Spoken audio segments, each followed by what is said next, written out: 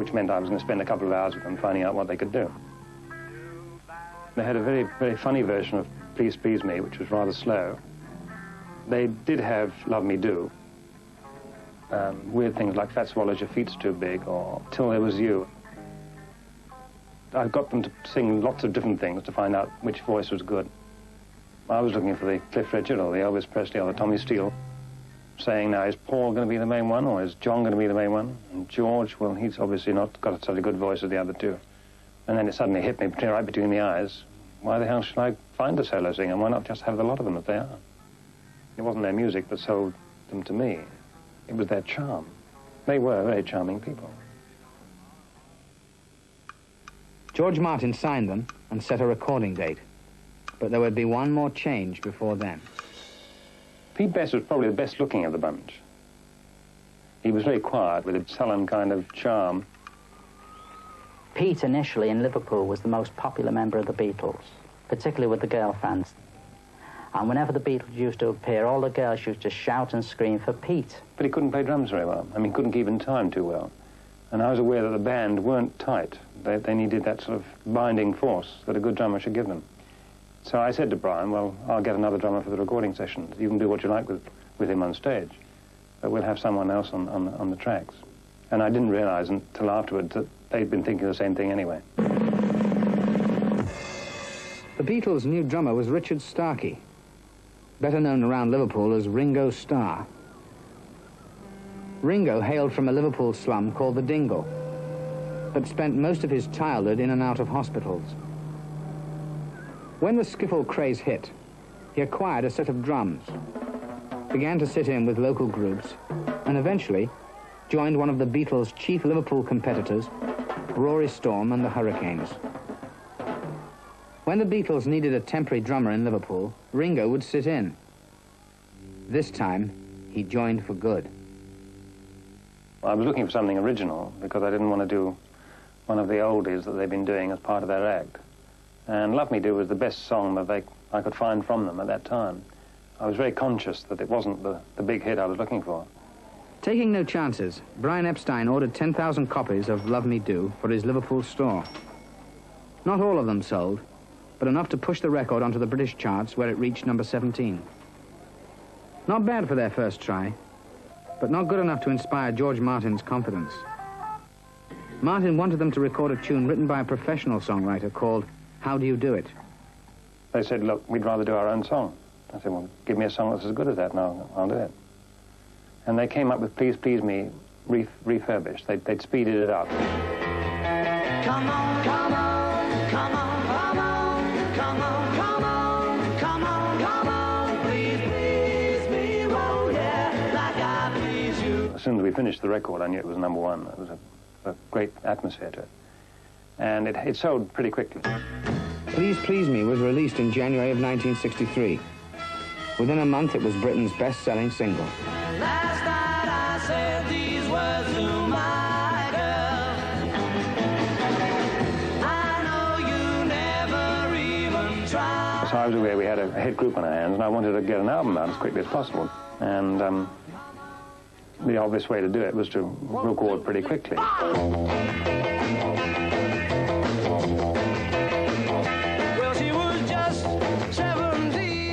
In 1962, Abbey Road Studios was pretty primitive by today's standards.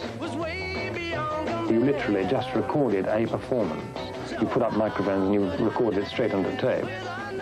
We started at 10 in the morning and we finished about 11 o'clock at night.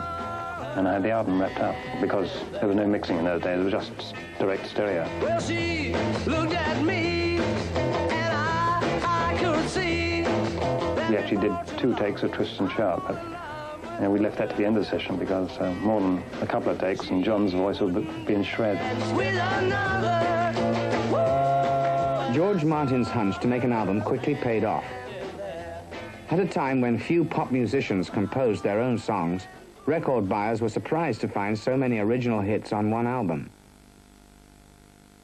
After the group's long climb, John and Paul, though barely in their 20s, had emerged as formidable songwriters and, along with George and Ringo, as remarkably polished performers.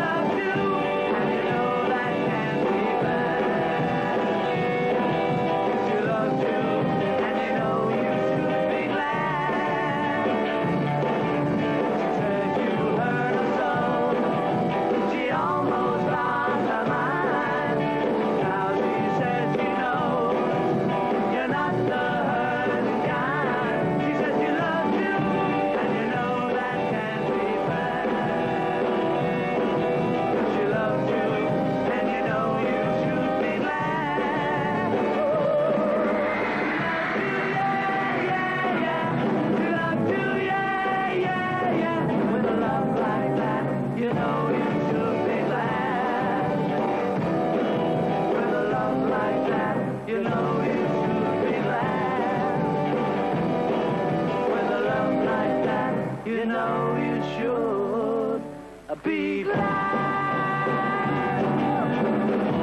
Yeah, yeah. She Loves You, like Please Please Me, also shot to #1. This sudden success caught the Beatles and Brian Epstein by surprise.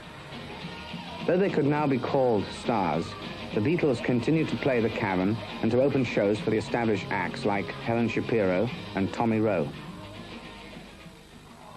But their secret army of fans was growing. Teenagers began waiting in line overnight for tickets to their shows. Membership in the Liverpool fan club grew to 100,000. Soon, they even had trouble leaving home.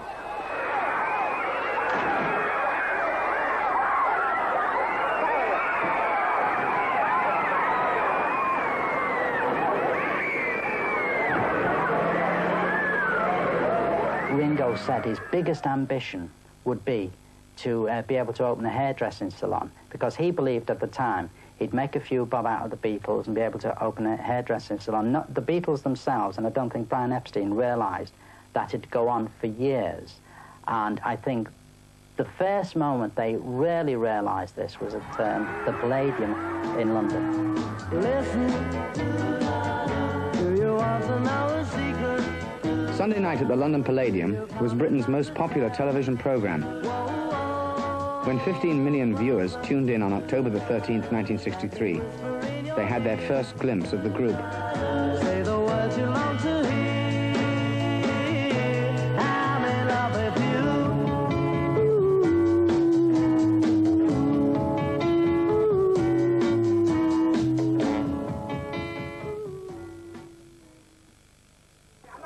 The next day, all of Britain was talking about the Beatles.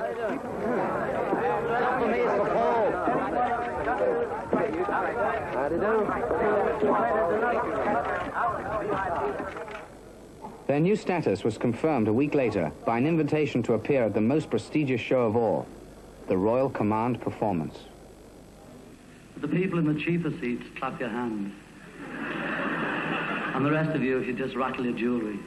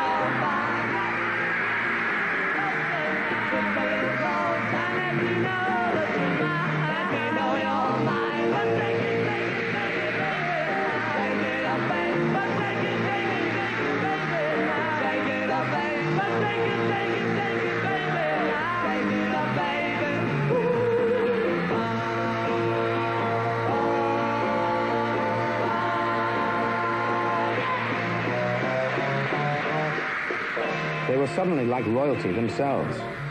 4 young men from provincial Liverpool had become a national obsession overnight. It was not only their music that people loved. Witty, lively, and unpredictable, the Beatles charmed the press, and through the press, the world. I hear anyway that the 4 of you are going to be millionaires by the end of the year. Oh, that's nice. Have you got time? Have you got time to actually spend this money? What money? They also showed themselves to be sensitive and thoughtful young men. Well, you know, we've thought about it, and probably the thing that John and I will do will be write songs as we have been doing as a sort of sideline now. We'll probably develop that a bit more, we hope. Who knows, at 40 we may not know how to write songs anymore. I hope to have enough money to go into a business of my own by the time we do flop. And, I mean, we don't know, it may be next week, it may be 2 or 3 years, but I think we'll be in the business either up there or down there for at least another 4 years. I've always fancied having a ladies' hairdressing salon, you know, a string of them, in fact, and trot around with my stripes and my tails, you know. Like a cup of tea, Michael?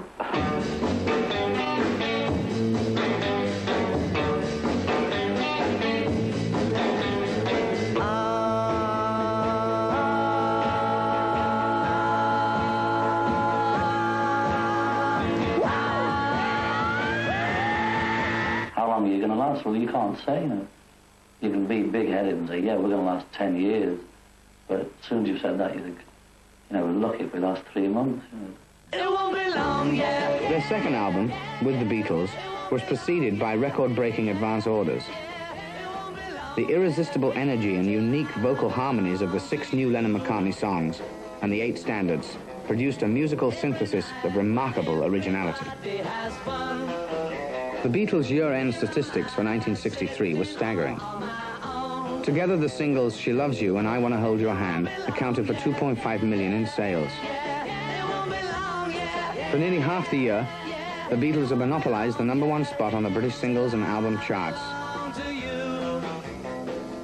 William Mann went so far as to point out in the London Times the chains of pentatonic clusters in This Boy and the Aeolian cadence of Not a Second Time, which he compared to Gustav Mahler's Song of the Earth. He also called John and Paul the outstanding English composers of 1963. Every day I've done nothing but cry. It won't be long, yeah. It won't be long, yeah. The Beatles had conquered England. America was next. To you. The first time we had Please Please Me became a hit, we sent it over to Capitol Records, which EMI owned, and said, can you please release this record? And they said, sorry, it wouldn't mean anything in this country. And we were a bit disappointed, but well, I should really know their own market. We're only English, we don't really know. And then when the second record came out, we said, will you try this one? You know, this is a good one. You know, you guys really don't know how to make American records. I'm afraid it's not very good. And it wasn't until after a year had passed that eventually the gradual build-up of the Beatles and the fame that they created in England got through to the American press. And it happened at a time when eventually Capitol couldn't resist it. And when I Want to Hold Your Hand came along, they knew darn well they couldn't refuse that one. It was just impossible. And it was a kind of build-up. There was a kind of floodgates opening.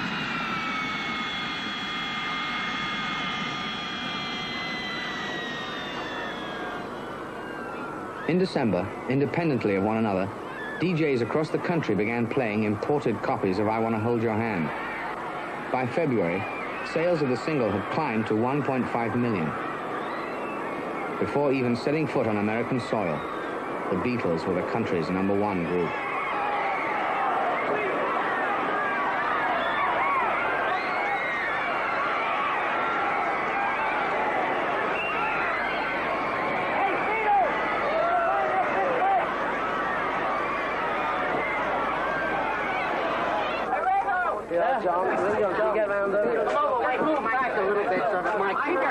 The Beatles were utterly unprepared for the magnitude of their reception. Noticing the crowds as they taxied in, they assumed that someone else, possibly the president, was landing at the same moment. Before the press, however, they displayed their characteristic wit. No! Sorry. Next.